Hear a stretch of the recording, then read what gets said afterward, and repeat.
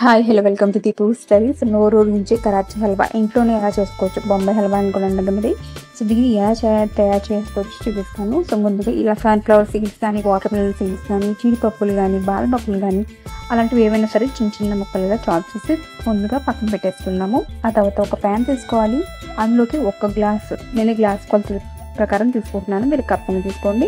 Glass పంచదారకి 2 గ్లాసులు నీళ్ళు కూడా పోసుకొని ఇది జస్ట్ ఒక బాయిల్ పాయింట్కి వస్తే సరిపోతుంది అనమాట. సో 5-6 నిమిషాల్లో మనకి బాయిల్ అవుతాయి కదా, సో సరిపోతుంది. ఈ లోపల అదే గ్లాస్కు కార్న్ఫ్లోర్ అనేది తీసుకుందాము. కొంచెం నీళ్ళు పోసి ఇలా కలుపుకోవాలి. సో కార్న్ఫ్లోర్ అనేది ఏంటంటే పైన అలా నీళ్ళు తేలిపోయి కింద అతుక్కుపోతుంది. సో ఒకసారి చేతితో కూడా బాగా కలిపేసుకుని రెడీగా పెట్టుకుందాం. ఇది ఎప్పుడైతే బాయిల్ అవుతుందో అప్పుడు మెల్లగా ఒక చేతితో పోసుకుంటూ ఒక చేతితో బాగా కలుపుకుంటూ ఉండాలన్నమాట.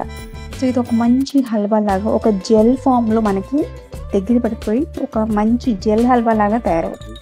సో దానికోసం అనమాట. సో ఇది కలుపుకుంటూ ఉన్నప్పుడు కొంచెం నెయ్యి అనేది మనకు కూడా యాడ్ చేసుకుంటే మనకి కింద ప్యాన్కి స్టిక్ అవ్వకుండా ఉంటుంది అనమాట. సో నెయ్యి అనేది కొలత ఉంటుంది మనకి ఎంతసేపు మీకు అంటే ఇలా 1/2 కప్ అయితే వేస్తున్నాను.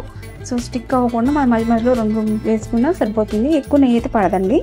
సో ఈజీగానే మనకి అతుక్కోకుండా వచ్చేస్తుంది అనమాట. ఒక 3 చెంచాలు 4 చెంచాలు అయితే సరిపోతుంది. సో ఇది ఓన్లీ ఈ కన్సిస్టెన్సీ ఇలా చక్కగా మనకి దగ్గరికి జెల్ లాగా వచ్చినాక అప్పుడు మనం ఇష్టమైన ఫుడ్ కలర్ అనేది యాడ్ చేసుకోవచ్చు. ఇది లిక్విడ్ ఫుడ్ కలర్, నేనైతే ఇక్కడ ఎల్లో యాడ్ చేస్తున్నాను అండి. మీరు గ్రీన్, ఆరెంజ్, గ్రీన్ అలాంటి ఏదైనా కూడా యాడ్ చేసుకోవచ్చు. బ్రైట్ ఆరెంజ్ కూడా యాడ్ చేసుకోవచ్చు.